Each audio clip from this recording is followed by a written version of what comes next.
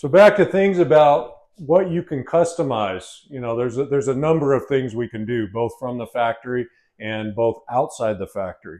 So, you know, like one thing is this is a flat ceiling, but we could do a single pitched ceiling where we could have all transom windows above these windows and door. And speaking of the windows and the doors, those can be omitted. You can work with a local, you know, window installer, a specialized window dealer to order the exact windows that you want for your home.